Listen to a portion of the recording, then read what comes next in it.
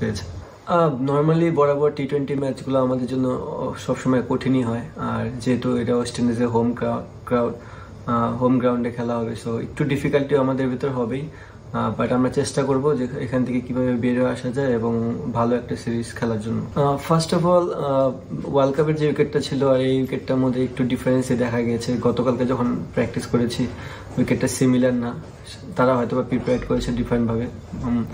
আমরা এখন ওইভাবে চিন্তা ভাবনা করিনি, আমাদের টিম কমিউনিকেশন চিন্তা ভাবনা করে তারপর এই জিনিসটা আগাবো। বেস্ট যে টিমটা হবে বাংলাদেশ টিমের জন্য সেটাই আমরা করব।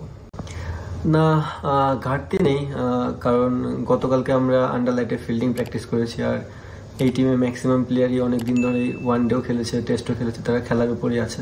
দুই একটা প্লেয়ার হয়তো বা নিউ, বাট তারাও দুই একটা সেশন প্র্যাকটিস করার সুযোগ পেয়েছে। নর্মালি বরাবর টি-20 ম্যাচগুলো আমাদের জন্য সবসময় কঠিনই হয়, আর যেহেতু এটা ওয়েস্ট ইন্ডিজের হোম গ্রাউন্ডে খেলা হবে, সো একটু ডিফিকাল্টি আমাদের ভিতর হবেই, বাট আমরা চেষ্টা করব যে এখান থেকে কিভাবে বের হয়ে আসা যায় এবং ভালো একটা সিরিজ খেলার জন্য। ফার্স্ট অফ অল, ওয়ার্ল্ড কাপের যে উইকেটটা ছিল আর এই উইকেটটার মধ্যে একটু ডিফারেন্সই দেখা গেছে। গতকালকে যখন প্র্যাকটিস করেছি উইকেটটা সিমিলার না, তারা হয়তো বা প্রিপেয়ার করেছে ডিফারেন্টভাবে।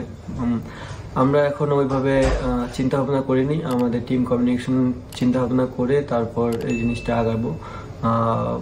বেস্ট যে টিমটা হবে বাংলাদেশ টিমের জন্য সেটাই আমরা করব।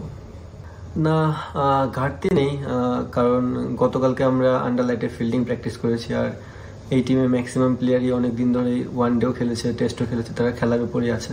দুই একটা প্লেয়ার হয়তো বা নিউ, বাট তারাও দুই একটা সেশন প্র্যাকটিস করার সুযোগ।